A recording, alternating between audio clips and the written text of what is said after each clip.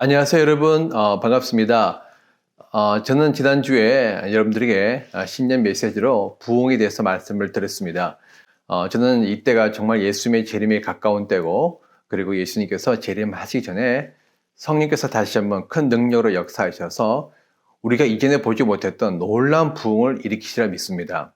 오늘은요, 마지막 때 대부흥과 치유의 성령이라는 제목으로 말씀을 나눌 텐데, 왜 마지막 때에 치유의 성령, 거대한 부흥이 일어나겠지만 그냥 부흥이 아니고 왜 치유의 능력으로 일어나시는지에 대해서 좀 말씀을 나누겠습니다.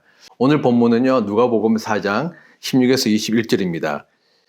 예수께서는 자기가 자라나신 나사렛에 오셔서 늘 하시던 대로 안식일의 회당에 들어가셨다. 그는 성경을 읽으려고 일어서서 예언자 이사야의 두루마리를 건네받아서 그것을 펴시어 이런 말씀인들 찾으셨다. 주님의 영이 내게 내리셨다. 주님께서 내게 기름을 부으셔서 가난한 사람에게 기쁜 소식을 전하게 하셨다. 주님께서 나를 보내셔서 포로된 사람에게 해방을 선포하고 눈먼 사람들에게 눈뜸을 선포하고 억눌린 사람들을 풀어주고 주님의 은혜를 선포하게 하셨다. 예수께서 두루마리를 말아서 시중된 사람에게 되돌려 주시고 앉으셨다. 회당에 있는 모든 사람의 눈이 예수께로 쏠렸다. 예수께서 그들에게 말씀하셨다. 이 성경 말씀이 너희가 듣는 가운데서 오늘 이루어졌다.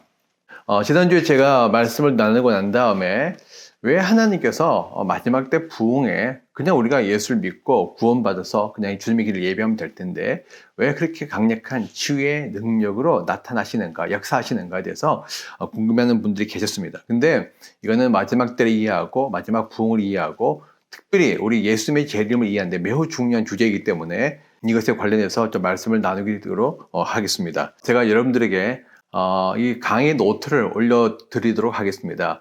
지난번에 했던 강의도 제가 강의 노트를 다시 우리 유튜브 강의 밑에 올려놓도록 하겠습니다. 그래서 바라기는 여러분들이 이 강의 노트와 함께 강의를 좀 들으시면 좋겠습니다. 왜냐 그러면 사실 우리가 강의를 한번 듣고 나면 대부분 그렇구나, 옳고 느끼고 그냥 그걸로 멈추고 맙니다. 그렇지만 우리가 이 마지막 때 우리는 그렇구나 그 정도로 우리가 생각해서는 안 됩니다. 제가 진짜로 원하는 것은 여러분들의 이 말씀을 제 말씀으로 생각하지 말고 성경을 통해서 주님의 음성을 듣고 여러분들이 기도하는 가운데 성령의 음성을 들음으로 말미암아 여러분들이 이 말씀을 마음속에 새기고 정말 이 말씀을 붙들고 함께 기도하기를 원합니다. 그래서 정말 이 중요한 시기에 정말 위급한 시기에 그리고 정말 우리가 예수님의 재림에 가까이 온 이 시기에 우리가 정말 하나님께서 원하시는 그 복된 삶을 살기를 원합니다. 그렇게 하기 위해서는 여러분들이 말씀을 듣고 또 말씀을 읽고 말씀을 묵상하고 또 말씀 가지고 기도하고 그리고 하나님께서 주신 그 말씀 가지고 우리가 계속 삶에 적용하면서 사는 것이 필요합니다. 그래서 제가 여러분들에게 강의 노트를 올려드릴 텐데 이 강의 노트에는 제가 오늘 말씀이 많기 때문에 다 나누지 못한 이야기도 많이 있습니다. 그래서 여러분들이 꼭 노트를 프린트 하셔서 노트와 함께 보시고 여러분들이 묵상하면 좋겠습니다. 먼저 우리가 알아야 될 사실은요, 이 세상은 병들어 있는 세상이라는 것이고 하나님은 이 병든 세상을 불쌍히 여긴다는 사실입니다. 로마서 8장 22에서 23절 읽으면 모든 피조물이 이제까지 함께 신음하며 함께 해산의 고통을 겪고 있다는 사실을 우리는 압니다. 그뿐만 아니라 첫 열매로서 성령을 받은 우리도 자녀로 삼아 주실 것을 곧 우리 몸을 속량해 주실 것을 고대하면서 속으로 신음하고 있습니다. 성경이 뭐라고 말하고 있느냐? 이 세상은 다 죄로 인해서 타락한 상태에 있다. 근데 단순히 타락한 상태가 아니라 타락으로 말미암아 하나님께서 의도하셨던 그 완전하고 온전하고 아름다운 상태에서 벗어나서 왜곡되어지고 무너지고 그리고 매우 신음하고 고통당하고 있다. 죄가 우리 안에 들어오고 우리뿐만 아니라 이 세상에 들어와서 이 세상의 모든 것들을 다 망가뜨렸다는 것이죠. 그러니까 하나님의 관점에서 보기에 이 세상에 정상적인 것은 아무것도 없습니다. 저희도 병들어 있고 사람 모든 세상에 다 병들어 있습니다. 인간만 병들어 있는 것이 아니라 자연 만물에 다 병들어 있다는 것이죠. 그래서 수없이 많은 지진과 화산, 쓰나미, 특별히 요즘 인간의 탐욕과 어리석음에서 환경 문제가 얼마나 심각합니까? 특별히 우리도 마찬가지죠. 우리도 사실은 죄로 인해서 우리 각종 질병이 있습니다. 마음의 아픔이 있습니다. 관계 아픔이 있습니다. 많은 어려움이 있습니다. 귀신 들림이 있습니다. 그러니까 우리가 하나님께서 보시기에 이 세상은 정상적인 것은 아무것도 없고 죄로 말미암아 타락한 상태에서 모든 만물들이 다 고통하고 신음하고 괴로워하고 있다. 그런데 성경 보게 되면 이 하나님께서 우리를 바라보실 때 어떻게 바라보시느냐? 불쌍히 여기신다는 거예요. 느헤미야서 9장 31절 읽으면 주님께서는 은혜로우시며 사람을 불쌍히 여기시는 하나님이시기에 그들을 끔찍이도 불쌍히 여기셔서 뭐라고 말씀하셨죠? 하나님은 은혜로우시며 사람을 불쌍히 여기는 사람이기 때문에 그들을 끔찍이도 불쌍히 여기셨다. 그래서 하나님은 우리를 불쌍히 여기기 때문에 그 불쌍히 여기는 마음이 우리에게 긍휼로 나타나서 실제로 도와주려고 하는 어떤 행위로 나타난다는 거 성경은 기록하고 있습니다. 그래서 이사야서 30장 18절 말씀에 주님께서는 너희에게 은혜를 베푸시려고 기다리시며 너희를 불쌍히 일어나신다. 하나님께서 우리를 불쌍히 여기기 때문에 왜 불쌍하죠? 죄로 말미암아 사람들이 무너지고 또 죄로 말미암아 사람들이 심판받고 멸망당하고 고통당하고 서로 싸우고 그러니까 세상에 정상적인 것이 아무것도 없는 상태를 보면서 하나님께서 세상을 심판하실 뿐만 아니라 또 한편 다른 마음으로는 이 세상을 불쌍히 여기고 안타까워서 도와주기를 원한다는 것입니다. 그래서 너희에게 은혜를 베푸시려고 기다리시며 하나님은 우리를 불쌍히 여기기 때문에 은혜를 베푸기를 원하시고 그리고 그냥 앉아서 우리에게 은혜를 베푸시는 게 아니라 기다린다는 말은 뭐냐면 하나님께서 우리에게 은혜 베푸기를 원하신다, 열망하신다, 그를 기뻐하신다, 그를 의지로 적극적으로 우리에게 은혜를 베푸신다 그런 뜻이에요. 그런데 그 은혜 베푸시는 하나님이 어떻게 하시느냐? 에레미야 30장 17절 읽으면 이렇게 나왔습니다. 비록 사람들이 너를 보고 시온은 쫓겨난 여자여 찾아오는 사람이 아무도 없는 여인이다 할지라도 진정 내가 너를 고쳐주고 내 상처를 치유하여 를 주겠다. 나 주의 말이다. 에레미야서는 에레미야가 남유다가 바벨론에서 멸망당할 그 상황을 계속 예언했던 것입니다. 남유다가 죄를 짓고 하나님의 심판을 받아서 멸망하죠. 그 멸망의 상태가 어떤 상태냐? 시온에서 쫓겨난 여자여 찾아오는 사람이 아무도 없는 여인이다. 그 당시에 여인들은 매우 사회적으로 힘이 없는 연약한 자들이었습니다. 남자들이 도와주지 않으면 살 수 없는 그런 상황이었죠. 그런데 쫓겨나고 아무도 찾아오는 사람이 없으니까 정말 아무것도 없는 정말 살기가 너무나 막막한 절망적인 상태라는 것이죠. 그러니까 이스라엘이 그런 상태가 되어졌다. 왜? 이스라엘이 죄를 지었기 때문에 죄에 대한 심판으로 이런 상태가 되어졌다는 것이죠. 그렇지만 그럼에도 불구하고 하나님께서 뭐라고 말씀하시죠? 진정 내가 너를 고쳐주고 내 상처를 치료해 주겠다. 이스라엘이 이렇게 멸망당한 것은 다 100% 자기 잘못 때문입니다. 자기가 잘못해서 자기 죄에 대한 결과를 이런 결과를 맞이했지만 그럼에도 불구하고 하나님께서 그를 불쌍히 여겨서 고쳐주고 치료하겠다. 그러니까 성경은 뭐라고 말하냐면 하나님의 세상을 불쌍히 여길 뿐 아니라 그 불쌍히 여겨서 세상을 치료하는 분이다. 그런데 하나님께서 치료하는 목적이 무엇이냐? 에레미야서 33장 6, 7절을 읽으면 이렇게 나왔습니다. 내가 이 도성을 치료하여 낫게 하고 그 주민을 고쳐주고 내가 유다의 포로와 이스라엘 포로를 돌아오게 하여 그들을 옛날과 같이 회복시켜 주겠다.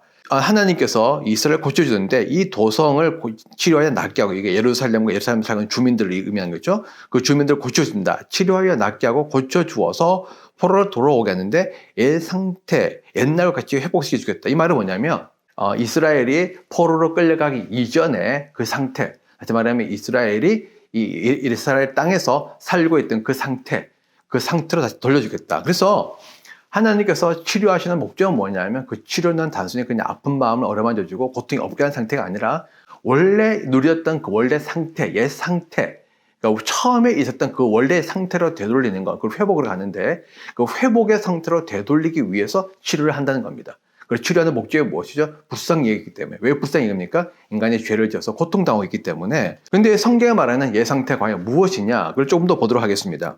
이사야서 30장 26절 말씀 읽으며 주님께서 백성의 상처를 싸매어 주시고 매마다 생긴 그들의 상처를 고치시던 날에 달빛은 마치 햇빛처럼 밝아지고 햇빛은 7배나 밝아져서 마치 7날을 한데 모아놓은 것 같이 밝아질 것이다. 그리고 에레미야서 33장 6절 말씀에 보아라 내가 이 도성을 치료하여 낫게 하겠고 그 주민을 고쳐주고 그들이 평화와 참된 안전을 마음껏 누리게 하여 주겠다. 자, 하나님께서 이 백성의 상처를 싸매어 준다고 이사야 30장 26절에 나와 있죠.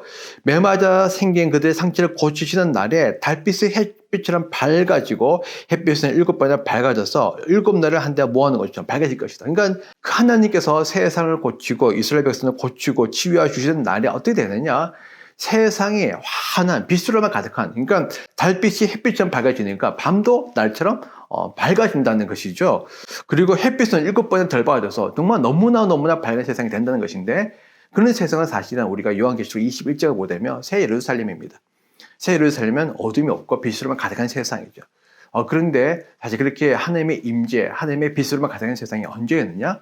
바로 하나님께서 기뻐하셨던 에덴이었어요. 에덴은 하나님의 임재, 물론 밤이 있었지만 그 밤조차도 햇빛, 달빛에서 전혀 어둡지가 않은, 전혀 두려움을 느끼지 않는, 앞을 볼 수 없는 상태가 아니라 어둡지만 그럼에도 불구하고 빛이 있어서 우리가 환하게 모든 것을 볼 수 있는 상태. 우리가 이해할 수 없지만 그런 상태가 바로 사실은 에덴의 상태입니다. 그걸 잘 보여주는 게 레미야 33장 6절 말씀이에요. 내가 이 도성을 치료하고 낫게 하여서 그 주민을 고쳐주고 그들이 평화와 참된 안전을 마음껏 누리게 해주겠다.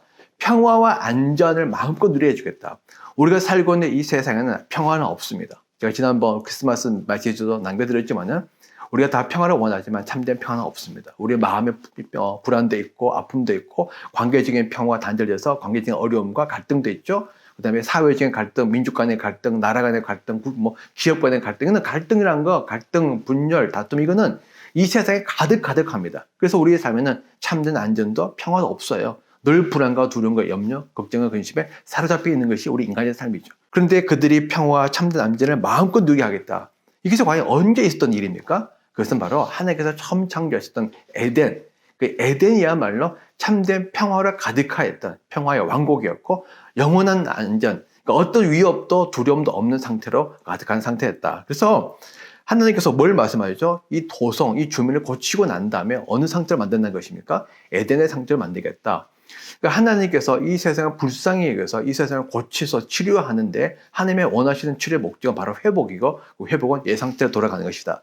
근데 그 예상태는 무엇이죠? 하나님께서 원래 창조하셨던 정말 기뻐하셨던 에덴의 상태로 돌아가게 하겠다. 이것이 바로 하나님의 뜻입니다. 이런 하나님의 뜻을 이루기 위해서 하나님께서 우리에게 뭘 주시느냐? 구약을 보면 레위기 25장에 희년이 나옵니다. 희년은요 안식법 중에 하나입니다.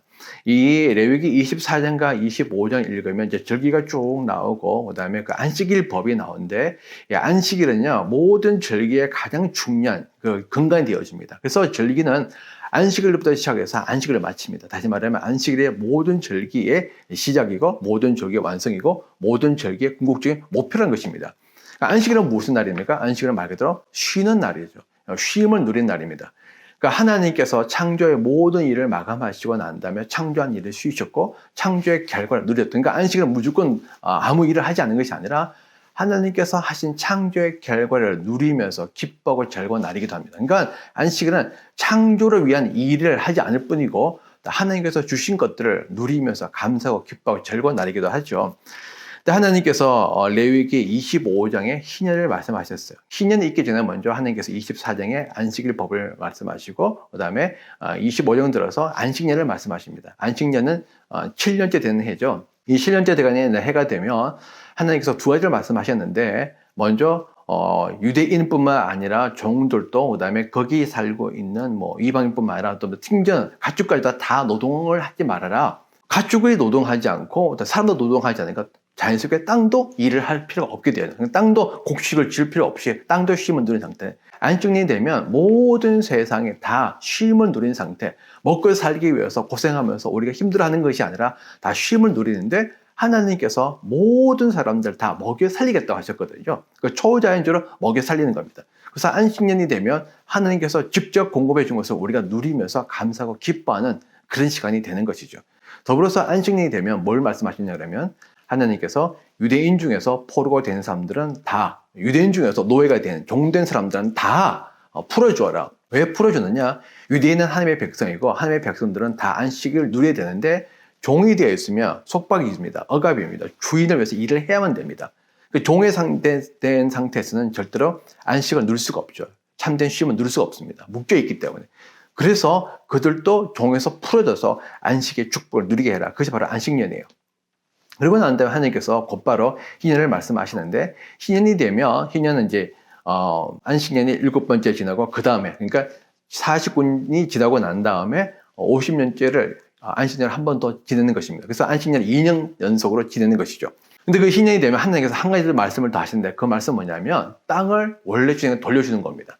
그 당시에 우리의 많은 여러 사람들이 조상부터 물려받은 땅이 있었지만은 여러 가지 상황에 의해서 그 땅을 잃어버린 경우가 있었어요. 그럴 경우에 다시 땅을 돌려줌으로 말미암아 모든 사람들이 경제적으로 균등하고 그다음에 노예에서 풀려나니까 신분적으로 다 평등해지는 거죠. 자기 땅을 가지고 자기가 영위하는 그런 삶을 사는 것이다. 그리고 노예로서 풀려나게 되면 가지로 돌아가서 가족과 재회가 일어나고 그리고 하나님께서 주신 그 해방의 기쁨을 누리고 그리고 땅을 다시 찾았기 때문에 그 땅에서 삶을 영위해 나가는 그리고 그렇게 해방과 자유를 주신 하나님께 감사하며 찬양하는 날이 바로 희년이라는 것입니다. 근데 이 희년은요, 하나님께서 주신, 아까도 말씀드렸듯이 희년의 궁극적 목적은 바로 안식이에요. 그러니까 하나님께서 이 희년을 통해서 뭘 말씀하느냐? 이런 쉼을 누리는 상태로 오게 하겠다. 실제 구약에서 희년이 이루어졌다는 기록은 없습니다. 아마 희년이 안 이루어진 것 같아요. 왜냐하면 사실 사람들은 희년을 싫어하거든요.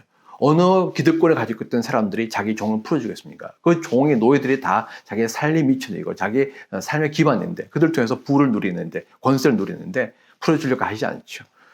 그리고 또 종들도 사실은 2년 동안 안식년을 2년 동안 연속으로 지내야 되는데 일하지 않고 먹고 사는 것에 대한 두려움이 있고 어쨌든 그래서 희년이 이루어지지 않은 걸로 봅니다. 그렇지만 하나님은 희년을 통해서 참된 안식을 누리게 하는 세상을 오겠다고 하나님께서 의지적으로 발표하신 거예요. 근데 참된 안식은 언제 이루어졌죠?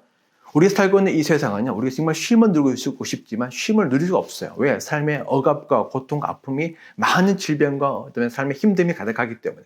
참된 안식은 사실은 에덴에서 아담과 하와가 죄짓기 전에 누렸던 그런 상태였습니다. 다시 말하면 하나님은 이 희년을 통해서 참된 안식이 있었던 그 에덴의 상태로 다시 되돌리겠다. 왜? 이런 상태가 정상적인 상태가 아니고 뭔가 하나님 보시기에 비정상적인 상태, 문제 있는 상태이기 때문에 그래서 하나님께서 이 희년을 선포하셨습니다. 근데 희년이 안 이루어졌죠. 안 이루어졌는데 이사야가 이것을 다시 한번 선포하게 됩니다. 이사야서 61장 1절에서 3절에 나와 있습니다. 주님께서 나에게 기름을 부으시니 주님의 영이 나에게 임하셨다. 주님께서 나를 보내셔서 가난한 사람들에게 기쁜 소식을 전하고 상한 마음을 싸매어주고 포로에게 자유를 선포하고 갇힌 사람에게 석방을 선언하고 주님의 은혜의 해와 우리 하나님의 보복의 날을 선언하고 모든 슬퍼하는 사람들 위로하게 하셨다. 시온에서 슬퍼하는 사람들에게 죄 대신 화관을 씌워주고 슬픔 대신에 기쁨의 기름을 발라주시며 괴로운 마음 대신에 찬송의 마음을 가득 차게 하셨다. 이 메시지의 핵심이 뭐냐면 하나님께서 어떤 한 사람에게 기름을 부었는데 그 기름 부음은 뭐냐면 성령이 임했다는 겁니다. 그러니까 성령을 부으셨는데 그 사람이 이 사람들에게 가서 근데 이 사람도 누구냐면 지금 사실 이사야는 이 남유다와 그다음에 북이스라엘 이 이스라엘에 다 심판받고 멸망한 상황들을 이제 예언하고 있는 겁니다. 그러니까 사실 멸망했죠. 그래서 멸망돼서 포로 당하는 상태. 그러니까 다 나라 빼앗기고 나라 잃어버리고 땅도 없어지고 이방 나라에 끌려서 포로가 되는 그런 상태에 있는 우리 유대인들, 이스라엘인들에게 이야기하고 있는 거예요. 그 사람들에게 이야기하는데 뭐냐? 가난한 사람들에게 기쁜 소식을 전하고 상한 마음을 싸매어주고 포로된 자를 자유하고 그러니까 그 포로로 눌려있는 모든 것을 빼앗겨서 절망과 가득한 아무런 삶의 소망이 없는 그리고 포로가 되기 때문에 억압이 있고 고통도 하고 노예처럼 살아가야 되는 그 사람들에게 해방, 자유가 이제 주어진다. 해방과 자유가 주어지기 때문에 이제 너희는 더 이상 거기 얽매여 살 필요 없게 되어진다. 자유에 이르러서 하나님이 주는 자유를 누리게 살 뿐 아니라 가족과 다시 만나고 옛날 다시 돌아가게 될 것이다. 그래서 이 사람들이 마음의 위로를 얻게 되고 슬퍼하는 사람들에게 화관, 꽃으로 만든 관을 씌워줘서 기뻐하게 하고 있죠. 슬픔 대신에 기쁨을 가득 차게 한다. 괴로운 마음 대신에 찬송이 가득하게 하겠다. 그러니까 이 이사야의 예언의 핵심은 무엇이냐면 바로 해방을 통한 자유를 통한 기쁨을 누리게 하겠다. 근데 사실 이거는 바로 희년이거든요. 희년의 특징은 바로 자유, 그다음에 해방, 그리고 그래서 다시 원 상태로 돌아가는 것, 그리고 기쁨을 누리는 것, 그리고 안식을 취하는 것. 그런 것도 바로 희년이었죠. 이런 희년을 하나님께서 이사야를 통해서 내가 다시 한번 이루게 할 텐데, 그런데 이사야 예언의 특징은 뭐냐면 이 희년이 어떻게 이루어지느냐? 희년이 이루어지려면 하나님의 기름 부은 사람이 와야 된다. 그가 이거를 이루어지게 될 것이다. 그래서 이제 이 유대인들은 이런 말씀을 근거로 해서 하나님의 기름 부은 사람, 이게 바로 메시아인데 메시아가 와서 포로되어 있는 우리를 구원해 줄 것이다. 우리를 해방시켜 줄 것이다. 그래서 우리가 광복의 기쁨을 누리게 될 것이다. 이런 소망을 갖고 살았죠. 이제 이 에레미야도 이것과 비슷한 말씀을 또 전합니다. 에레미야서 33장 11절 말씀에 나 주가 말한다. 너희들은 이곳이 황폐하여 사람도 없고 짐승도 없다 말하지만 지금 황무지를 변하여 사람도 없고 주민도 없고 짐승도 없는 유다의 성읍과 예루살렘의 거리에 또다시 환호하여 기뻐하는 소리와 신랑 신부가 절구하는 소리와 감사의 찬양 소리가 들릴 것이다. 너희는 만군의 주님께 감사해라. 진실로 주님은 선하시며 진실로 그의 인자심이 영원히 변함이 없다. 내가 이 땅의 포로들을 돌아오게 하여 다시 옛날같이 회복시켜 주겠다. 여기서는 조금 더 구체적으로 나오죠. 완전히 황폐해지고 무너져 있고 아무것도 없는 절망과 아픔과 가득한 그런 상태에 있는 사람들을 하나님께서 다시 기쁨을 주겠다. 찬양을 넘치겠다. 감사가 넘치겠다. 왜? 하나님께서 이들을 포로에서 해방시켜 주기 때문에.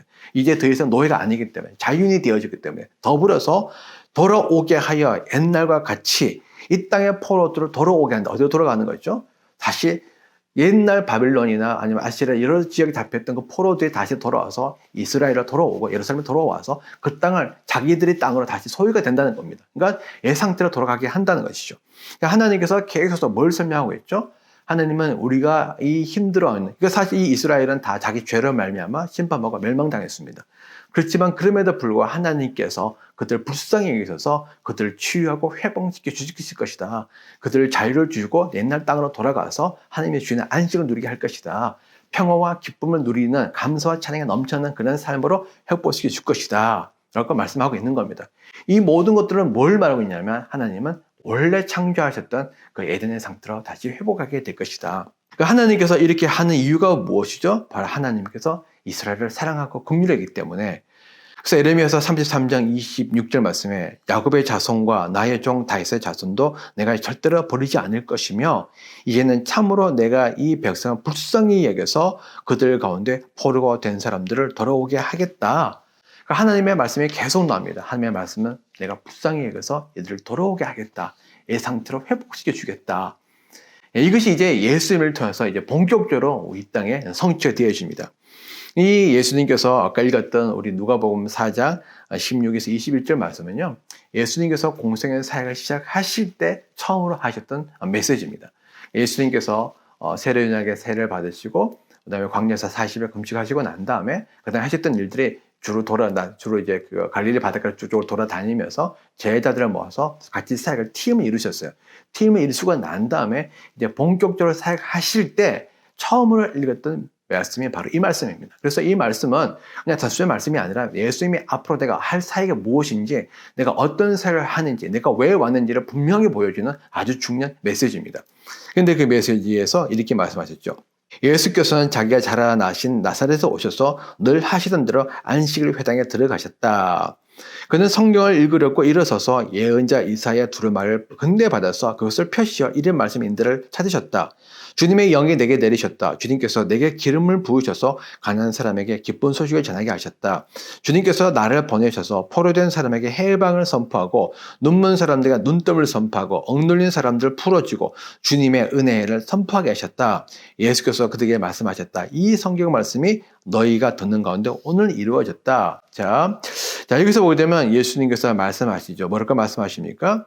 예수님께서 말씀하시기를, 자, 오늘 이 예언의 말씀이 이루어졌다. 근데 이 말씀은 이사야서 61장 말씀이죠. 주님이 영이 내게 내리고, 그 다음에 기름이 부어져서 가난한 사람들에게 복음을 전파하게 하셨는데, 포로된 백성에게 해방을 선포하고, 눈먼 사람들에게 눈뜸을 선포하고, 억눌린 사람들을 풀어주고, 주님의 은혜를 선포하겠다. 사실 요 예언은요, 예수님이 조금 사실 바꾸신 겁니다. 이사야의 예언을 보게 되면 사실 눈먼 사람이 눈 뜬다는 이야기는 없어요. 그렇지만 우리가 이사야서 35장 5절 말씀이나 42장 7절 말씀을 읽으면 이 메시아가 와서 하는 일 중에 하나가 무엇이냐? 눈먼 사람은 눈을 뜨게 한다는 겁니다. 그러니까 메시아는 반드시 눈먼 사람은 눈을 떠야 됩니다.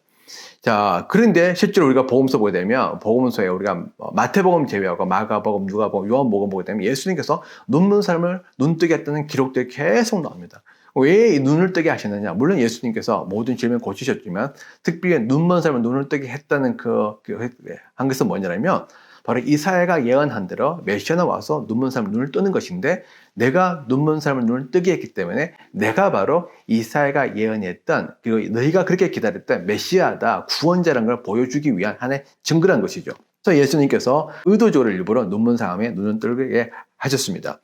그리고 이사야는 사실 이제 보복의 난이 선포되었다 하지만 예수님은 보복의 난을 선언하지는 않으셨습니다. 예수님께 읽으셨던 누가복음의 4장에 나오는 말씀에는 보복의 날이 없어요. 왜냐하면 그 보복은 예수님께서 재림하실 때 일어날 일이기 때문에 지금은 은혜가 선포되어진 것이죠.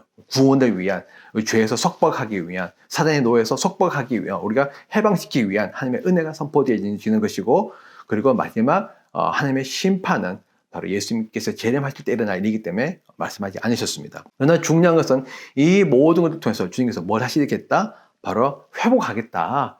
하나님께서 원래 원하셨던 그 자유의 삶으로 더 이상 억압받는 삶이 아니고, 그리고 하나님께서 해방을 지켜서 하나님이 주시는 안식과 평화를 가득한 삶, 더 이상 고통과 어둠이 없는 삶, 절망과 슬픔이 없는 삶, 기쁨과 찬양과 감사가 가득한 삶의 상태로 되돌려 놓겠다라고 하는 것이 바로 예수님의 오심의 목적이고, 난 이것을 위해서 살게 하겠다고 했습니다.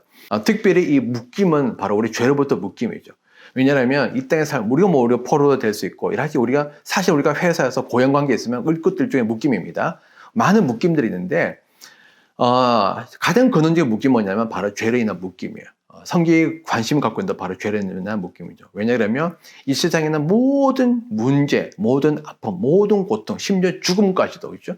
모든 잘못된 것들의 가장 근원적인 것은 바로 뭐냐면 바로 죄거든요. 죄로부터 모든 잘못된 것들이 우리가 파생되어져 나왔습니다. 그리고 우리는 그것에 묶여서 살고 있죠. 우리는 그 누구도 이 땅에 살고 있으면서 고통에서 피할 수 없습니다. 죽음에서 피할 수 없습니다. 관계적 아픔이다, 마음의 갈등이다, 마음의 외로움에서 벗어날 수 없습니다. 삶의 어려움과 삶의 힘듦에서 우리가 그것에서 벗어날 수 없고, 계속 우리는 그것에서 얽매서 살 수밖에 없습니다. 더불어서 우리는 죄의 노예로서 계속 죄를 지면서 살 수밖에 없는 존재. 그러니까 사실은 인간은 다 자유인이라 말하지만, 사실은 우리 삶을 감해 보게 되면 우리는요, 자유인이 없어요.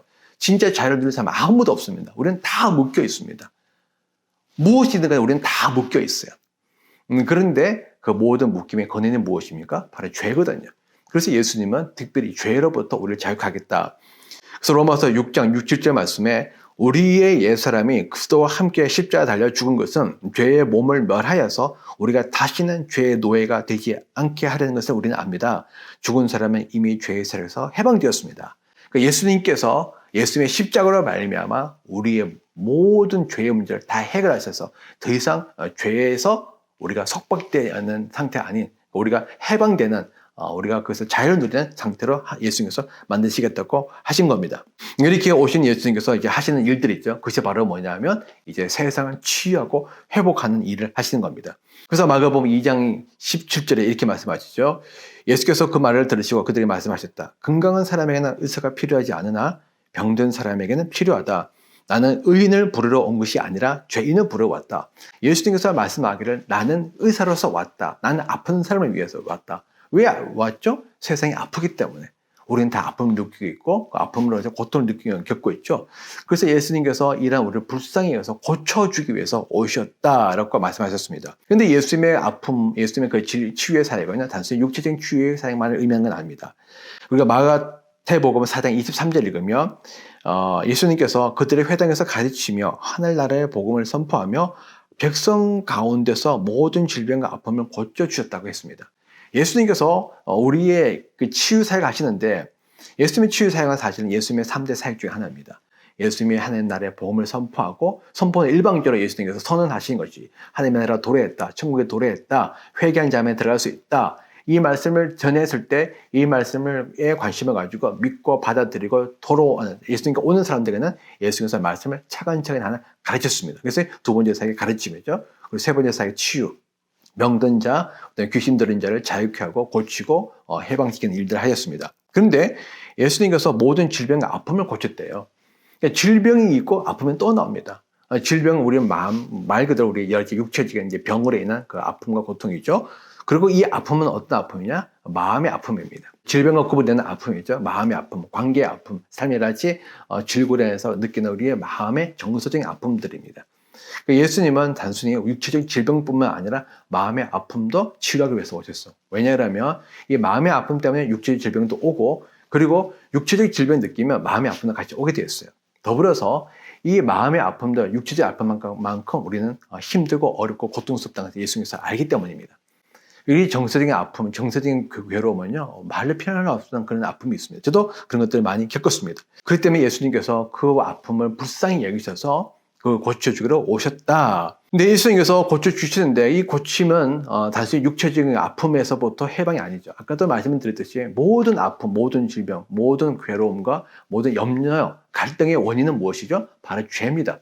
죄로부터 사실은 우리는 질병도 나고 관계적인 아픔, 사회적인 갈등 모든 것들이 다 파생되어 나기 있습니다.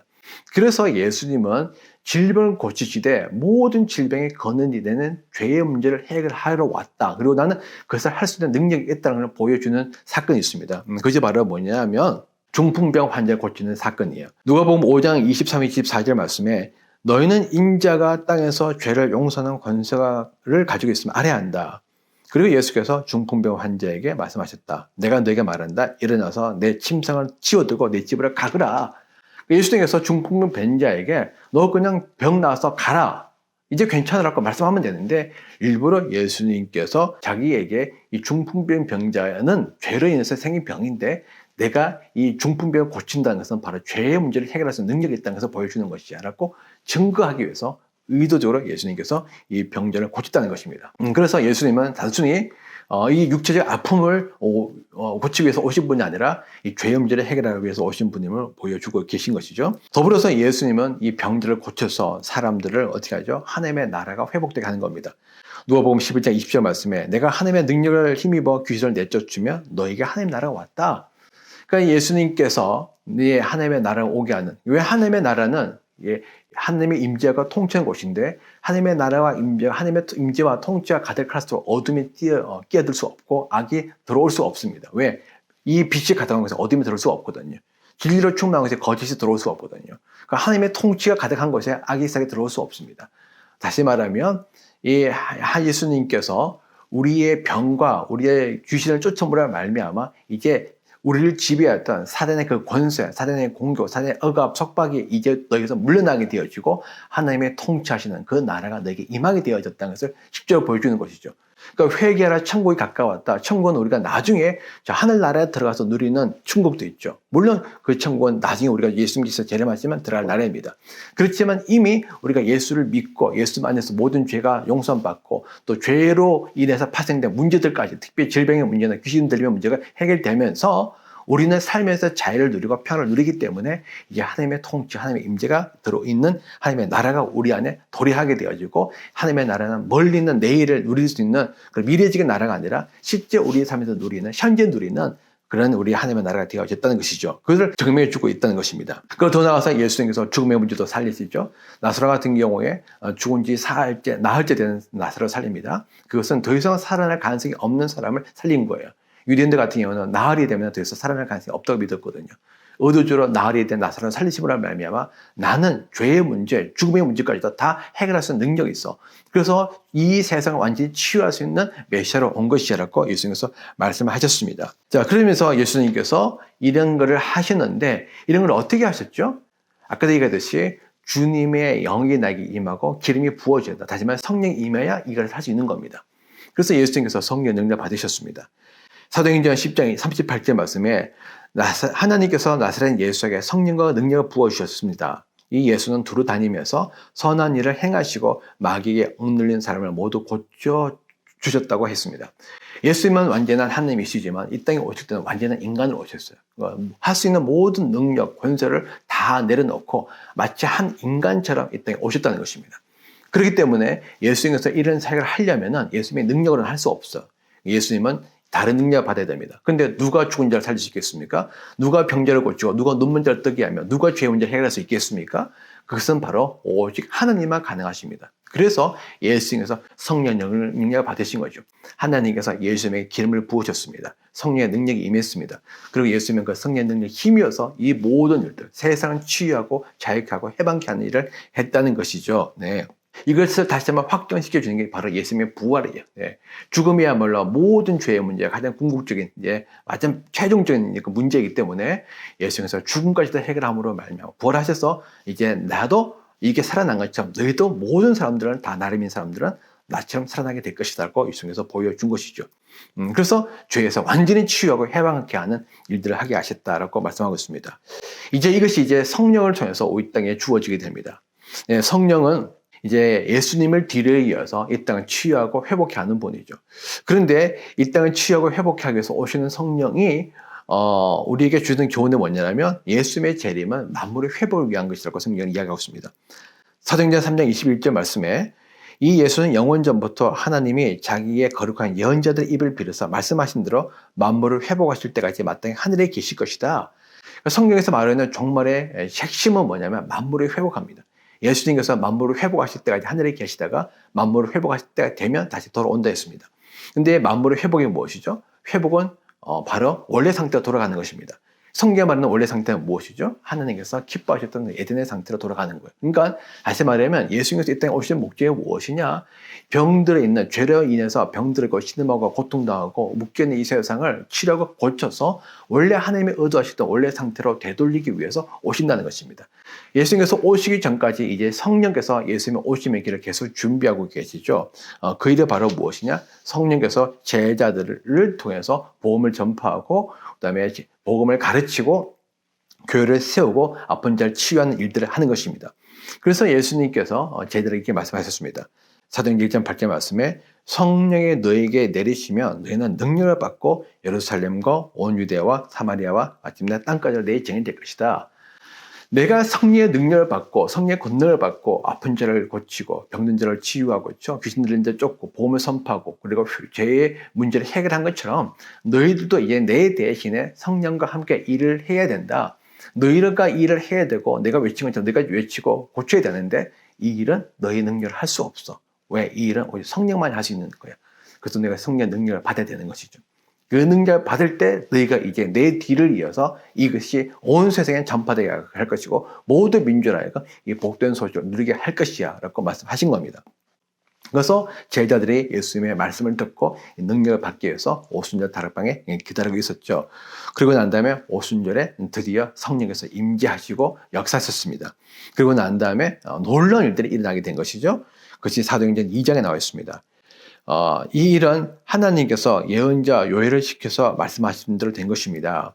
하나님이 말씀하신다. 마지막 날에 나는 내 영을 모든 사람에 부어주겠고 너희의 아들과 딸들이 예언을 하고 젊은이들이 환상을 보고 늙은 이들이 꿈을 꾸고 내 남종과 여종들에게도 성령을 부어줘서 그들이 예언하게 될 것이고 그런데 주님의 이름을 부르는 사람은 누구나 구원을 얻을 것이며 쭉 이야기합니다. 그러면서 베드로 이야기하죠. 회개하십시오. 여러분 각 사람은 예수 그리스도의 이름으로 세례를 받고 죄 용서를 받으십시오. 그러면 성령을 선물로 받을 것입니다. 그의 말을 받아들이는 사람들은 세례를 받고 이렇게 해서 그날의 신도수가 약 3,000명이나 늘어났다. 모든 사람의 두려움이 생겼다. 사도들을 통하여 놀라운 일과 표징이 많이 일어난 것이다. 주님께서 구원받은 사람들 날마다 다해주셨다. 이것은 사도행전 2장 16절부터 40절까지 그냥 중요한 부분들만 제가 몇 가지 골라서 읽어본 것입니다. 이 말씀을 통해서 우리가 알 수 있는 건 뭐냐면 성령께서 드디어 이제 예수님에게 임하셨던 그 성령의 제자들에게도 임하셨다는 것이죠. 그래서 예수님께서 성령 능력을 받고 이사야의 예언이 실제 되게 하신 것처럼 다시 말하면 이사야의 예언, 그 신령의 축복, 에덴의 상태로 돌리는 것, 해방의 축복을 누리게 하신 것처럼 이제 성령도 제자들에게 임하셔서 제자들의 성령 능력을 받고 예수님의 뒤를 이어서 신령의 축복을 이 땅에 온 열방 가운데 전파하는 일을 하게 했다는 것입니다. 그런데 이렇게 하는 이유가 무엇이죠? 바로 만물을 회복케 하는, 만물을 원래 상태로 되돌리게 하는 예수님의 재림을 준비하기 위해서.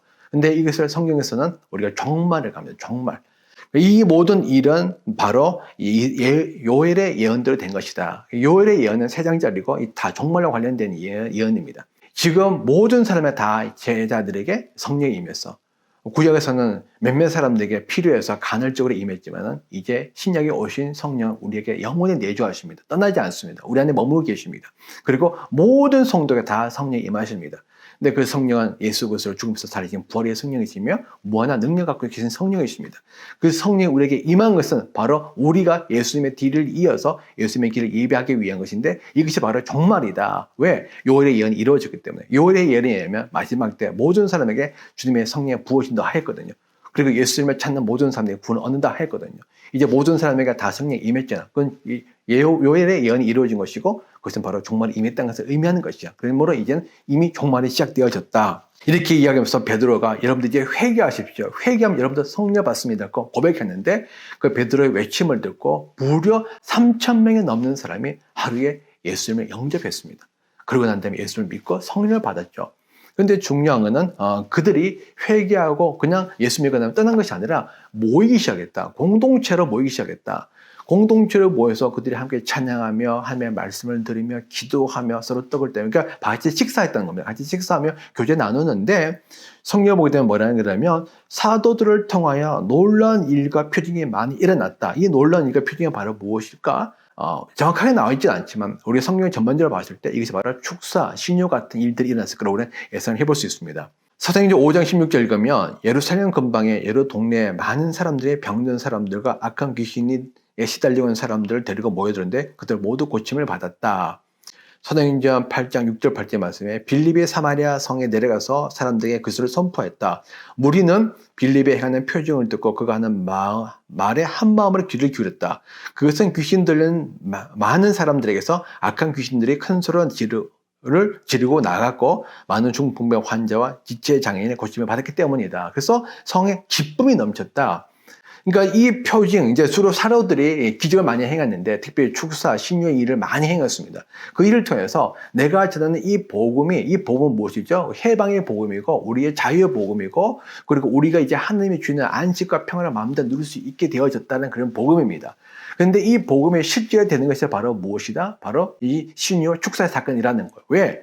우리의 죄의 문제로 해서 죄와 이 병도 들어왔고 귀신들도 다 들어오게 되어졌거든요. 그러니까 이 복음은 더 이상 우리가 미래적으로 꿈꾸는 내일의 소망이 아니고 오늘부터 누릴 수 있는 실제다. 내가 전하는 이 복음의 실제이고 이것이 진리이며 사실이며 우리가 어떻게 확증할 수 있느냐? 바로 신유와 축사를 통해서 사실은 이것이 실제이고 진리임을 증명한 것입니다. 그래서 우리가 표징을 하죠. 표징, 사인. 이 사도를 통해서 이런 일들이 일어나게 된 것입니다. 이런 일이 일어나게 되니까 이제 그 다음에 뭐가 나죠? 엄청난 부흥이 일어나게 된 것입니다. 그러니까 초기 교회에 보게 되면 사도들을 통해서 어떤 제자를 통해서 이런 놀라운 일이 일어나게 되는데 그 결과가 무엇이냐? 부흥입니다. 사도행전 2장 47절 말씀을 읽으면 주님께서는 구원받는 사람들 날마다 더하여 주셨다라고 이야기했습니다. 사도행전 8장 12절 말씀입니다. 빌립이 하나님의 나라와 예수 그리스도의 이름을 관한 기쁜 소식을 전하니 남자나 여자나 다 그의 말을 믿고서 세례를 받았다. 사도들이 예수님처럼 복음을 선포했습니다. 그리고 인간의 이성과 능력과 경험을 넘어서는 그런 초자연적인 은혜를 베풀었습니다. 사실 우리가 지금도 현대 과학이 발달되어 있다 하지만은 사실 그 발달되어 있다 하더라도 지금도 병이 너무나 많습니다. 이제는 없던 병들도 새롭게 창궐하고 있습니다. 그리고 우리는 여전히 병원에서 고통당하고 있고 그리고 그것을 우리는 큰 두려움이고 우리에게 큰 속박이고 억압이고 우리 힘든 것들입니다. 귀신들도 마찬가지죠. 그런데 하나님께서 성령의 능력을 통해서 이런 일을 행하심으로 말미암아 정말 우리에게 이 자유, 우리에게 이 평화, 이 안식, 이 해방이 이게 꿈만 같은 이야기가 아니고 단순히 기대나 소망이 아니고 실제로라는 것을 알게 되어지면서 사람들이 예수님께 몰려들기 시작되는 것이죠. 왜? 이 세상에 쉼이 필요 없는 사람들 아무도 없거든요. 평화가 필요한 사람들은 아무도 없거든요. 모든 사람들은 참된 안식과 쉼, 자유, 해방을 누리기를 원합니다. 그건 다 원합니다. 근데 우리가 진짜 참된 자유, 안식, 평화를 누릴 수 있는 곳이 없잖아요. 아무도 없어요. 누가 그걸 줄 수 있습니까? 근데 진짜 안식과 평화를 누리는 곳이 나왔다는 것이죠. 그것이 바로 누굽니까? 예수님이다. 그것이 어떻게 알 수 있죠? 바로 복음이 전파되었고 사도들의 능력을 통해서 행하는 그런 표징, 축사와 신을 통해서 그들이 경험함으로 말미암아 이것이 실제가 되었던 것입니다. 그래서 많은 사람들이 예수님께 몰려들면서 부흥이 일어나게 되는 것이죠. 여러분, 종말에도 똑같은 현상들이 일어나게 될 것입니다. 종말에는 사단의 공격이 더욱더 거세지면서 세상에 더 많은 문제들이 생겨나게 될 것입니다. 세상에 더 혼탁해지고 어두워지고 악해지고 많은 갈등과 분열이 일어나게 되겠죠. 그건 당연한 것이고 더불어서 질병도 더 많이 일어나게 되고요. 마음의 아픔과 고통도 더 많이 일어나게 될 것입니다. 삶은 분명히 더 윤택해지고 편리해지고 옛날보다 더 풍부해지겠지만 그것에 비례해서 우리의 마음에 우리의 육체의 질병과 아픔과 고통도 더 증가하게 될 것이라는 것이고 특별히 이 귀신 들림, 영적 문제는 정말 심각합니다. 정말 온전한 삶이 별로 없다 할 정도로 특별히 요즘 시대는 중독이 너무 많거든요. 중독적인 문제나 정신적인 문제가 너무 많은데 상당히 많은 제가 보는 거의 모든 중독은 다 영적인 문제이고 이게 귀신과의 연결성이 있습니다. 그래서 우리가 정말 이 중독에 고치기 어려운 게 바로 그런 문제거든요. 이건 영적인 문제이기 때문에 영적으로 해결하지 않으면 사실은 이건 어려운 거예요. 그래서 이러한 것들이 묶여서 즐거운 중독 때문에 사실은 다 묶여 있는 거죠. 그러니까 이런 묶임, 속박이 사실은 이제 갈수록 더 크게 된다는 것이죠. 그렇지만 아까도 얘기했듯이 예수님께서 다시 오신 목적은 만물의 회복이고 회복은 원래 상태에 되돌리는 것이고 원래 상태를 되돌리기 위해서 예수님께서 하신 일은 무엇입니까? 바로 치유하신다. 치유하신다. 그래서 예수님이 이 땅에 다시 오시는 목적은 무엇이냐? 바로 치유를 위해서 오신다는 거예요. 그래서 다시 오시는 재림이 예수님은요, 치유자로 오시는 예수님입니다. 치유자로 오시는 예수님인데 그 치유자로 오시는 예수님의 길을 예비하기 위해서 성령이 뭐 하시죠? 세상을 치유한 일들을 계속 하신다는 것이죠. 사단을 제거해야만이 완전한 평화가, 완전한 정의, 완전한 안식이 오게 되어집니다. 그래서 하나님께서 예수님을 통해서 이 세상의 암덩어리인 사단을 완전히 제거해서 이 세상을 치유하고 고치시는 거죠. 이 일을 위해서 성령께서 다시 한번 우리에게 역사하시는 것입니다. 마지막 때 성령께서 성도들을 치유의 동력자로 부르셔서 세상을 치유함으로 예수님의 재림을 준비케 하십니다. 마태복음 10장 1절 말씀을 읽으면 예수께서 12 제자를 부르시고 더러운 귀신을 제하는 권능을 주시고 그들이 더러운 귀신을 쫓아내고 온갖 질병과 허약함을 고치게 하셨다. 여러분, 사실은 예수님께서 제자를 부르셨는데 제자들에게 귀신을 제하는 권능을 주시고 더러운 귀신을 쫓아내고 온갖 질병과 허약함을 고치게 하였다. 예수님께서 제자를 부르신 이유가 무엇이냐? 이 복음을 전파하는 뿐만 아니라 귀신을 제어하고 귀신을 쫓아내고 그 다음에 질병을 고치는 능력을 주셨다. 여러분, 우리 예수 믿는 사람들이 귀신 쫓아내고 질병 고치는 것은 이건 당연한 겁니다.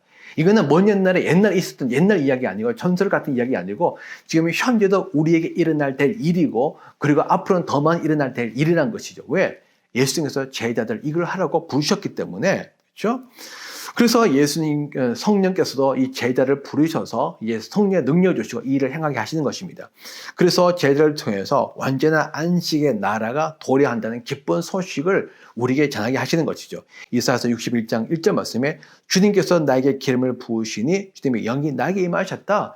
하나님께서 예수님의 성령을 부으셨고 이제는 하나님께서 우리 모든 성도에게 성령을 부으셨습니다. 이 성령은 놀라운 능력의 성령인 거죠. 그래서 사도들이 오순절에 이 성령 능력을 받고 놀라운 일을 행하면서 부흥이 일어난 것처럼 종말에 다시 한번 하나님께서 모든 사람에게 성령의 능력을 부어줄 것이라는 사실입니다. 그 부어줌으로 말미암아 하나님의 나라가 진짜 도래하고 있다. 이미 도래했다. 이제 곧 오게 될 것이라는 걸 우리에게 더 확정시켜 주셔서 우리에게 담대한 믿음과 더 불타는 소망으로 충만케 하시게 된다는 것이죠. 더불어서 많은 분들이 이렇게 물어요. 정말 지금 이 사람들이 예수 믿게 하는 것이 너무 어려워요. 정말 우리 복음을 전하기 쉽지 않습니다. 복음을 전하는 사람들이, 많은 사람들이 복음을 거부하고 무시하고 그리고 이것을 조롱합니다. 그 완고한 마음을 갖고 있는 우리 가족들은 어떻게 될까요? 여러분 기뻐하십시오. 여러분 부흥이 시작이 되면요 성령께서 은혜를 베푸셔서 사람들의 마음을 초자연적으로 부드럽고 온유하게 만듭니다. 에스겔서 36장 26에서 27절 말씀에 내가 너에게 맑은 물을 뿌려서 너희를 정결하게 하며 너희가 온갖 더러움과 너희가 우상을 섬긴 모든 도름을 깨끗하게 씻어주며 너희에게 새로운 마음을 주며 새로운 영을 넣어주며 너희 몸에서 돌같이 굳은 마음을 없애고 살갗처럼 부드러운 마음을 주며 너희 속에 내 영을 두어 너희가 나의 모든 율례를 행동하게 하겠다. 그러면 너희가 내 모든 길을 지키고 지켜낼 것이다. 에스겔서 말씀은 무엇이죠?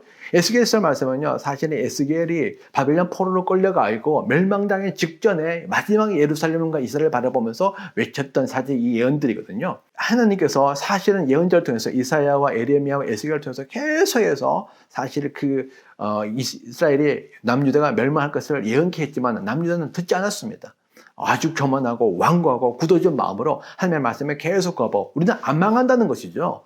분명히 하나님께서 말씀하셨습니다. 너희는 망한다. 내가 너 이미 떠났다. 성전은 돌덩어리에 불과해. 그런 것들 아무런 의미가 없어. 나의 임재가 없는 성전은 그냥 돌덩어리야. 그거 신뢰하지 마. 중요한 건 나의 말이 이루어진다는 것이야. 근데 그들이 안 믿었거든요. 그 마음이 완고하고 교만하고 얼쑥한 거죠. 그런데 성령께서 임하여서 그 완고한 마음, 굳어진 마음, 딱딱한 마음, 하나님의 말씀에 들어오면 튕겨져 나가고 무시하는 마음, 거절하는 마음, 이런 마음들을 교만한 마음을 바꾸셔서 부드러운 마음, 온유한 마음, 겸손한 마음으로 바꾸셨다는 것이죠. 그렇게 되면 사람들이 어떻게 되죠? 성령이 주시는 음성을 듣게 됩니다. 하나님의 말씀을 듣게 됩니다. 너희 속에 내 영을 두고 너희가 나의 모든 율례대로 행동하게 하겠다. 그러면 너희가 내 모든 길을 지키고 실천할 것이다. 하나님께서 우리의 마음을 주셔서 기쁘고 즐겁고 자원해서 적극적으로 열정적으로 하나님의 말씀을 실천하게 하는, 말씀대로 살아가게 하는 일을 하게 하셨다. 여기서 바로 오순절이 나왔죠. 오순절에 베드로가 전파했을 때 사실은 그 사건은요, 예수님께서 십자가에 달려 돌아가신 지 50일째 된 날에 일어났던 사건이었습니다. 50일 전마다 모든 유대인들이 예수 죽이려고 막 외쳤었어요. 그런데 갑자기 베드로가 설교 한번 했는데 3천여 명 사람들이 회개하고 예수 믿었어요. 어떻게 된 일이죠? 성령께서 그들의 마음을 부드럽게 하신 겁니다. 완고하고 교만한 마음을 깨트려져서 온유한 마음으로 마음 바꾸신 거예요. 그러자 베드로의 말씀이 그들 속에 들어가고 그들이 찔림을 받고 회개해서 우리가 어떻게 하면 좋을까 하면서 회개하면서 예수님께 나오게 된 것입니다. 바로 이 일이 부흥의 시기에 일어나게 된다는 것이죠. 성령께서 오셔서 초유자한테로 사람들 마음을 부드럽게 하십니다. 교만한 사람들 꺾으실 것입니다. 완고한 사람들 마음을 부드럽게 하실 것입니다. 딱딱한 사람들을 온유하게 하실 것입니다. 그들이 하나님의 말씀에 관심을 기르고 하나님의 말씀을 듣고 싶게 하고 예수님께 나오도록 하게 될 것입니다. 그것이 바로 부흥의 시기라는 거예요. 그러니까 우리가 부흥을 기다리는 겁니다. 우리가 할 수 없는 일들, 부흥은 바로 무엇이냐? 우리가 할 수 없는 일들을 하나님께서 행하시는 겁니다. 구약의 신전이 안 이루어졌습니다. 왜? 인간은 이룰 수가 없어요. 그래서 어떻게 되는 것이죠? 오직 성령의 기름 부은 사람이 와서 성령의 능력으로만 이룰 수 있는 겁니다. 성령께서 그 일을 행하시는 겁니다. 성령께서 마지막 때 거대한 부흥을 통해서 사람들의 마음을 돌이켜서 예수님 앞에 나오게 하는 일을 하게 하신다는 것입니다. 그 일을 경험할 때 우리는 정말 우리의 능력으로 아니라 우리의 어떤 계획과 우리의 모든 노력이 아니라 하나님의 은혜로 이 모든 일이 이루어졌음을 우리는 고백하게 된다는 것이죠. 자, 그러면서 어떻게 합니까? 단순히 복음을 통해서 그들이 복음을 믿게 할 뿐 아니라 강력한 능력을 통해서 다시 한번 사람들 치유하고 삶에서 고통에서 아픔에서 묶임에서 자유케 하는 일을 우리를 통해서 하게 하신다는 것입니다. 사도행전 14장 3절 말씀에 두 사도는 누구냐면 바울과 바나바입니다. 오랫동안 거기에 머물면서 주님을 의지하여 담대하게 말했다. 주님께서는 그들의 손으로 놀라운 표징과 놀라운 일을 행하게 하셔서 그들이 전하는 은혜의 말씀을 확장해 주셨다. 바울과 바나바가 복음을 전할 때 복음을 전한 것이 아니라 놀라운 일, 그다음에 표징, 이 축사와 신유 같은 일들이 있는데 이런 일들이 막 일어나게 되면서 그들이 전하는 이 해방의 소식, 자유의 소식, 정말 복된 소식, 단지간 평화의 소식이 진짜임을 우리에게 확정해 줬다는 것입니다. 마지막 때 악이 더 성황하게 될 것이고 악은 더 사람들의 마음을 묶을 것입니다. 사람들의 마음을 미혹하게 할 것입니다. 사람들의 마음이 죄에 묶여서 더 고통을 누리게 할 것입니다. 그렇지만 그걸 성령의 능력에 부어지게 되면 그걸 넘어서는 성령의 은혜가 우리에게 나타나게 되면서 성령께서 거기서부터 자유케 하는 일들을 하게 될 것인데 사람들이 그걸 경험하면서 사람들이 정말 예수님이 우리의 구원자시구나. 진짜 우리를 치유하고 회복해 하실 분은, 온전케 하실 분은 예수님밖에 없구나 알게 하시고 사람들이 예수님의 재림을 더 소망하게 한다는 것이죠. 그렇죠? 그래서 성령은요, 능력을 통해서 복음이 단순히 이론이나 기대가 아니고 실제임을 증거합니다. 이 시대 우리의 문제는 무엇이냐? 우리의 문제는요, 이 복음, 우리 기독교, 우리 신앙이 너무 관념적이고 철학적이고 이론적이라는 것입니다. 너무 학문적이라는 것이에요. 실제되지 못합니다. 지금 우리가 복음 믿고 구원받았다 하지만 이 복음, 이 복된 소리인데 이 복된 소리는 기쁜 소식이거든요. 유앙겔리온. 여러분 삶에서 정말 기쁨을 누리는 사람들이 얼마나 됩니까? 정말 우리 삶에서 이것이 정말 복을 누리며 감사한 삶이 얼마나 됩니까? 정말 우리 삶에서 해방과 자유를 누리면서 더 이상 묶여있는 삶이 아니라 정말 우리가 마음껏 죄를 거부하고 마음껏 주님을 섬기는 그런 삶의 성도들이 얼마나 됩니까? 사실 우리는 예수를 믿고 있고 복음 믿고 교회 다니고 있지만 실제 복음으로 누리고 있는 사람들은 제가 보기에는 거의 드물어요. 이거는 그냥 환상부적인 이야기에 지나지 않습니다. 그냥 먼 나라 이야기인 거예요. 그런데 이 성령께서 오셔서 그런 일을 행함으로 말미암아 이제 우리 것이 실제라는 것을 보여주게 된다는 것이죠. 바울이 이렇게 이야기합니다. 그 일은 말과 행동으로 표징과 이적의 능력으로 성령의 권능으로 이루어졌다. 나는 예루살렘에서 레고에 이르기까지 두루 다니면서 그리스도의 복음을 남김없이 전파했다. 로마서 15장 8절 9절 말씀. 복음을 전파할 때 어떻게 했겠죠? 그냥 말로만 전가한 것이 아니라 말과 행동으로, 말과 자기 삶으로. 그건 당연한 겁니다. 그렇지만 그걸로 부족하다는 것이죠. 표징과 이적의 능력으로 성령의 권능으로 이루어졌다. 우리에게는 뭐가 필요하냐? 첫째, 이 복음을 전하는 복음의 확신과 복음의 내용을 가지고 복음을 전파하는, 우리 입으로 전파해야 되죠. 또 우리가 삶으로서 정말 복음에 합당한 삶을 살아야 됩니다. 그렇지만 더 나아가서 우리가 표징과 이적과 능력으로 성령의 권능으로 복음을 전가해야 되는 것입니다. 데살로니가전서 1장 5절도 우리는 여러분에게 복음을 말로만 전한 것이 아니라 능력과 성령과 큰 확신을 전했다. 능력과 성령과 큰 확신을 전했다. 그러니까 사람들이 그 능력 앞에서 우리 이성이 다 무너지고 우리 교만함에 다 무너지게 되는 것입니다.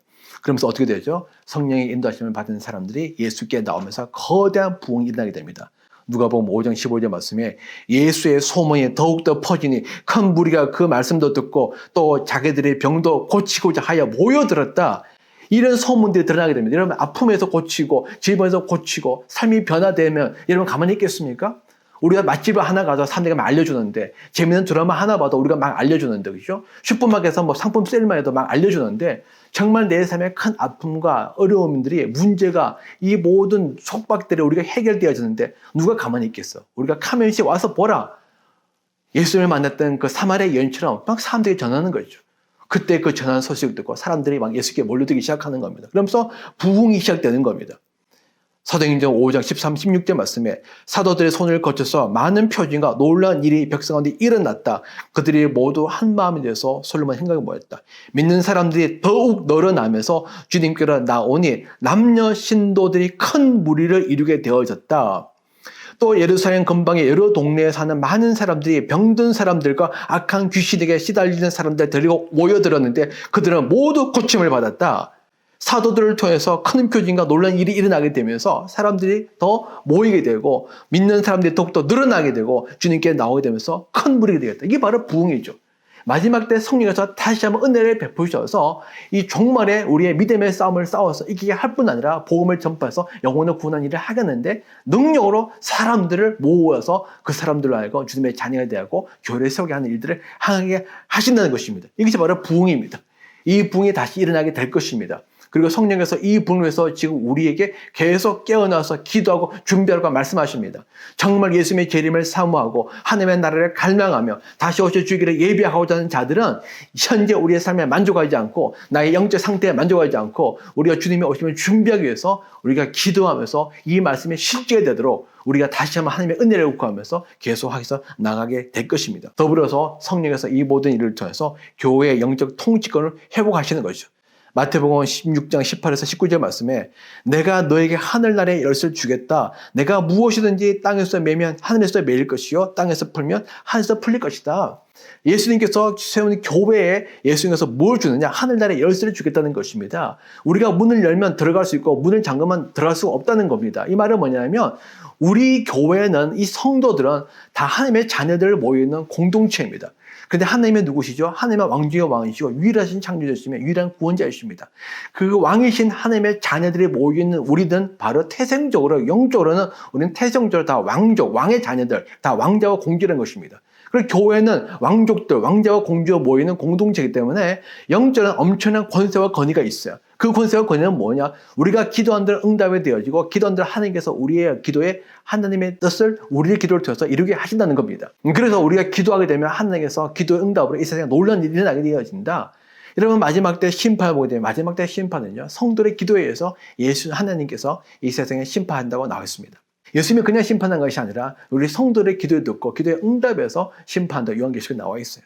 바로 성도의 영적 통치권을 회복하는 것입니다.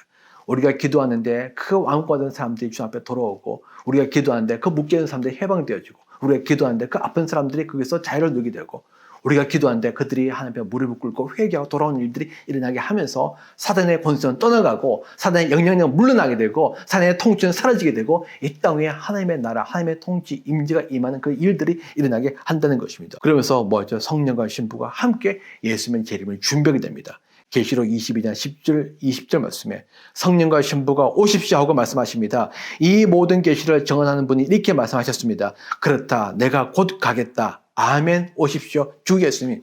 성령과 신부가 함께 주님의 오심을 준비하는 겁니다. 성령의 능력을 받은 신부들이 우리 성도들이 우리 교회가 성령의 권능으로 예수님의 뒤를 이어서 신인의 복음을 선포하며 신인의 실제임을 우리가 증거하게 되면서 예수님의 오심을 준비한다. 오십시오. 그때 예수님께서 말씀하십니다. 이제 내가 곧 가겠다. 그때 우리의 고백은 뭡니까? 아멘 주 예수여 어서 오시옵소서. 아멘 주 예수여 어서 오시옵소서.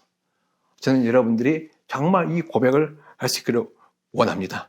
정말 우리 안타까운 거는요. 아직까지도 우리 무지와 오해로 인해서 우리가 성령님을 잊고 계시는 교회와 성도가 너무 많다는 겁니다. 우리가 이것을 은사 중지로 아는데 그들이 뭘 외치느냐? 성령이 완성되었기 때문에 말씀은 충분하다. 이젠 성령의 은사가 필요 없다고 하는 거예요. 그렇지만 여러분 성령의 은사는 그럼 뭐라고 하느냐? 성령의 은사는 무식한 사람들이 추구하고 그들의 신앙은 매우 혼란스럽고 도덕적으로 문란하다. 여러분 사실은 성령 은사 있는 분들이 말씀이 좀 약한 것은 사실입니다. 그리고 도덕적으로 문제 있는 분들도 많이 있어요. 그렇지만 다 그런 건 아니에요. 정말 저희 복음주의자라고 하는 분들보다 더 경건하고 더 온유하고 더 예수님을 사랑하고 헌신적이고 예수님을 닮은 성숙한 분들도 많이 계십니다. 그렇게 비판하는 우리 복음주의자들 속에는 사실은 말로 표현할 수 없는 타락과 위선과 거짓 때문에 교회 안에 가득하죠. 사실 우리는 전혀 손가락질을 할 수 없습니다. 어느 분이 제게 말씀하셨어요. 어느 신학자 말씀하기를 우리가 카톨릭 욕하지만 한국교회, 우리 지금 이 시대 교회는요, 우리 개신교회는 지금 카톨릭을 욕할 수 없을 정도로 우리가 카톨릭보다 더 했으면 되지 못하지 않다고 이야기하고 있습니다. 오히려 우리는 성령에 대한 무지와 오해로 말미암아 성령 능력을 거부하고 성령을 우리가 얕보는 거죠. 방언을 주신 거 방언 필요 없다. 이러면 방언을 주시는 성령이신데 어떻게 성령이 우리에게 필요 없는 걸 줄 수가 있겠습니까? 성령이 주는 건 다 옳고 바르고 선한 것이죠. 근데 우리는 필요 없다고 받지 않습니다. 성령보다 우리가 더 위대합니까? 우리가 성령보다 더 똑똑하고 우리가 더 모든 것을 잘할 수 있습니까? 오히려 그렇게 말씀만 강조하는 교회는요, 영적으로 좀 무기력하고 영적으로 은혜가 없고 삭막하고 건조하고 많은 젊은이들 떠나고 오히려 옛 전통에 사로잡혀서 이 시대의 새로운 율법주의자들, 바리새인들로 바뀌고 있는 것을 좀 보게 됩니다. 옛날만 자랑하고 있고 옛날만 우리가 기억하고 있지 현재는 아무런 능력이 없는 무기력한 그런 모습, 연약한 모습을 보고 있는 거죠. 여러분, 이 시대 우리 성도들은요, 성령의 능력과 은사가 필요합니다. 절대 성령의 능력과 은사를 여러분 소홀히 여기지 마시고 가볍게 여기지 마시고 사모하시고 여러분 기도하십시오. 우리는 더 큰 능력이, 더 큰 은혜, 더 큰 권능이 우리에게 필요합니다. 더불어서 중요한 건 뭐냐면 우리가 치유의 능력도 중요하지만 이 마지막 때는 이 악한 자들도 이 기적을 행하기 때문에 우리가 기적만으로 하나님의 사람이라고 믿을 수는 없다는 겁니다. 데살로니가 후서 2장 9절 10절 말씀을 읽거나 그 다음에 마태복음 24장 4절 말씀을 읽으면 공통적으로 나온 것이 무엇이냐? 이 마지막 때 적그리스도 거짓 예언자들이 다 기적을 행한답니다. 기적을 행해서 믿는 자를 미혹해 한다. 그러니까 이 하나님의 사람도 기적을 행함으로 말미암아 사람들의 마음을 움직여서 주님께 나오게 하는 일을 하지만은 마지막 때는 악한 자들도 기적을 행한다는 겁니다. 제가 지난주에도 말씀드렸죠. 마지막 때는 빛과 어둠이 더 강해지는 시대. 어둠도 강해지만 빛도 강해지고 거짓이 강해지만 진리도 강해지고 그렇죠? 죽음이 강해지만 생명도 강해지는. 그러니까 마지막 때는 모든 사단이 할 수 있는 모든 것들을 다 발휘해서 성도를 미혹해 하고 세상을 미혹하는 일을 할 텐데 그중에 하나가 무엇이냐? 이런 거짓 기적을 행하게 하는 일도 행한다는 것입니다. 우리가 이것을 어떻게 분별할 것이냐? 이게 중요해요. 우리가 정말 제가 보기에는 안타까운 건 뭐냐면 이 성령 은사를 사모하는 분들 중에서 성령의 은사, 능력만 사모하는 분들이 계세요. 그래서 계속 그것만 추구하고 어떤 현상만 따라하는 분도 계십니다. 그러나 그것은 결코 옳지 않습니다. 그건 결코 옳지 않습니다. 우리는 말씀이 필요합니다. 이런 우리 마태복음 25장을 보게 되면 등불과 기름이 필요하죠. 등불은 주의 말씀이고 기름은 성령의 능력입니다. 네. 그래서 우리가 히브리서 5장 13, 14절 말씀을 읽으면 이렇게 나왔습니다. 젖을 먹고서 사는 이는 아직 어린아이이므로 올바른 가르침에 익숙하지 못합니다. 그러나 단단한 음식물은 장성한 사람들의 것입니다. 그들은 경험으로 선과 악을 분별하는 세련된 지각을 가지고 있는 사람들입니다. 이 말은 뭐냐면 어린아이들은요, 말씀이 약하기 때문에 깊이 있는 말씀을 모릅니다. 그냥 아주 적 같은 그냥 말씀만 먹는 거예요. 조금 어려운 깊이 있는 말씀도 힘들어하는 겁니다. 근데 그런 사람들은 분별력이 없다는 겁니다. 성숙한 사람들은 깊은 말씀, 어려운 말씀도 충분히 이해하고 받아들이고, 근데 그들의 특징은 무엇이냐? 그들은 경험으로 선과 악을 구분하는, 분별하는 세련된 지각, 생각이 있다는 겁니다. 하나님께서 우리에게 이 영적인 분별은요, 성령의 은사를 주시는 은사도 있지만은 더불어서 말씀을 통해서, 근데 이 말씀은 깊이 있는 말씀이에요. 깊이 있는 말씀, 좀 어려운 말씀도 우리가 듣고 이해할 수 있는 능력이 되어야 한다는 겁니다. 이 말씀을, 그죠? 말씀을 기준으로 해서 우리가 훈련 받은 사람들은 바로 선과 악을 구분할 수 있는 영적인 능력, 생각할 수 있는 능력을 가지게 된다는 겁니다. 그렇기 때문에 성령이 주는 은사로 분별력도 가지게 되었지만 이 말씀의 훈련을 통해서 우리는 더 분별력을 갖게 되어집니다. 특별히 마지막 때의 성도는요, 정말 이 분별력이 중요합니다. 왜냐하면 제가 아까도 말씀드렸듯이 우리가 진리의 말씀이 더 선포되어지겠지만 더불어서 거짓도 더 난무하는 시대거든요. 특별히 유튜브 보시게 되면 정말 말도 안 황당한 말씀을 전하는 사역자들이 얼마나 많은지, 자기가 누구인지 밝히지도 않고 자기가 누군지 전혀 바뀌지도 않고 말씀만 막 맞다고 전하는 거예요. 근데 사람들이 그게 막 듣고 엄청난 많은 댓글을 쓰고 있습니다. 제가 보면 정말 위험하고 안타깝기 짝이 없습니다. 정말 우리 마지막 때는 분별을 가져야 되는데 그래서 오늘 말씀을 공부해야 돼요. 말씀을 체계적으로 공부해야 됩니다. 여러분 교리도 깊이 있게 공부해야 되고 어려운 신학적인 서적도 좀 읽으셔야 되고 그리고 성경 전체를 구속자서 그대로 여러분 다 공부를 하셔야 되고 성경 각권을 공부를 하셔야 되고 정말 마지막 때의 성도는요 이 등불을 중보하셔야 돼요. 그렇지만 등불로만 안 된다는 것이죠. 우리는 뭐가 필요합니까? 우리는 성령의 능력, 권능도 필요하다는 것입니다. 이렇게 말씀과 성령의 능력이 함께 준비되는 자들이 나중에 다시 오실 주님의 길을 예비하게 될 것입니다. 말씀을 마치겠습니다. 예수님은 곧 오실 것입니다. 예수님은 이 땅 취하게서 오십니다. 그 일을 하기 위해서 성령께서 다시 한번 마지막 때 성도들에게 기름을 부어주어서 능력을 주게 하실 것입니다. 그러나 그 일은 깨어있는 성도들만이 그 일을 감당해야 될 것입니다. 누가 감당하느냐? 바로 이 시대의 성령의 음성을 듣고 정말 성령께서 교회가 하시는 음성을 듣고 이 시대를 분별하고 다시 오실 주님의 길을 사모하고 그리고 그 날을 우리가 갈망하면서 그리고 우리가 그들을 예비하기 위해서 자기 자신을 드리기를 원하는 성도들에게 성령께서 은혜를 부어줄 것입니다. 제가 바라기는 여러분 모두가 다 그 소망 가운데 여러분들이 기도하면서 지내기를 원합니다. 이 말씀을 누가 들을지 알 수 없지만 정말 이 말씀을 듣는 여러분들은 정말 이 말씀을 붙들고 기도하면서 나가기를 원합니다. 그래서 우리 삶에서부터 이 복음의 실제대로 기도하십시오. 복음이 이론이 아니고 복음이 지식이 아니고 복음이 학문이 아니고 복음이 어떤 기대나 단순한 어떤 소망이 아니고 실제가 되도록 정말 복음에 합당한 삶을 누릴 수 있도록 기도하시고 더불어서 오늘 우리의 삶에서부터 이 놀라운 성령의 능력과 권능이 일어나는 삶을 누릴 수 있도록 기도하십시오. 우리 안에 계신 부활의 성령께서 엄청난 능력을 역사하여 줘서 날마다 이 어둠의 영과 맞서 싸우며 정말 하나님께서 고치시는 그 모든 은혜를 우리가 경험하며 정말 하나님의 치유와 회복의 복된 소식을 삶에게 우리의 삶을 통해서 능력을 통해서 증거하는 그런 일들을 여러분들의 삶에서 일어나기를 소원합니다. 기도하겠습니다. 하나님 감사합니다. 짧은 시간이었지만 오늘 치유자로 오시는 이 땅에 다시 예수님께서 치유자로 오셔야 되는 그 이유를 우리가 말씀을 나누었습니다. 하나님은 정말 이 세상을 불쌍히 여기시며 이 땅을 회복하기를 원하십니다. 이 땅을 회복하기 위해서 성령의 기름을 부어서 성령의 능력으로 말미암아 이 땅을 치유하십니다. 예수님도 성령의 능력으로 치유하셨고 성령도 지금 우리를 통해서 그 일을 하고 계시고 앞으로 더 행하실 것입니다. 하나님 우리가 그것을 소망합니다. 하나님 우리의 마음속에 성령을 향한 더 깊은 열망과 열정을 부으십시오. 우리 안에 계신 성령으로 감사합니다. 하지만 하나님 우리는 더 많은 능력과 권능을 원합니다. 성령에서 우리에게 더 큰 권능과 능력을 역사하십시오. 그래서 참으로 우리를 통해서 죽은 자도 살아나고 모든 귀신들이 다 쫓겨나고 하나님 그 어떤 아픔도 질병도 예수 그리스도 이름 앞에 설 수 없고 모든 자를 고침을 하는 놀라운 역사 초대교회보다 더 강력한 놀라운 권능 역사가 일어나기를 원합니다. 그래서 우리가 저는 이 복음이 정말 복음이 단순히 기대나 먼 나라의 어떤 내일의 소망만이 아니라 오늘 실제가 되는 오늘 우리의 삶에서 실제가 되어지는 영적 축복도 허여해 주시고 이걸 통해서 우리의 믿음과 소망이 더 굳건해지고 불타올려서 다시 오실 주기를 예배하여 주십시오. 더불어서 이런 일들을 통해서 정말 이 땅을 치유하기 위해서 다시 오실 예수 그리스도의 길을 예배할 뿐 아니라 놀라운 영적 부흥이 일어나기를 원합니다. 마지막 때 추수가 일어나기를 원합니다. 더 많은 영혼들이 옆에 돌아오기를 원합니다. 그들의 완고한 마음이 깨어지고 그들의 교만한 마음이 무너지고 그들이 이성과 생을 뛰어넘는 초자연의 형상들 앞에 무릎을 꿇고 창조주 하나님, 구원자 하나님을 바라보며 주 앞에 나와서 정말 그들도 주님의 자녀가 되는 영적 은혜를 부어 주옵소서. 그 일을 통해서 다시 오실 주의 길을 예비하게 하여 주옵소서. 예수님의 이름으로 감사하며 기도합니다. 아멘.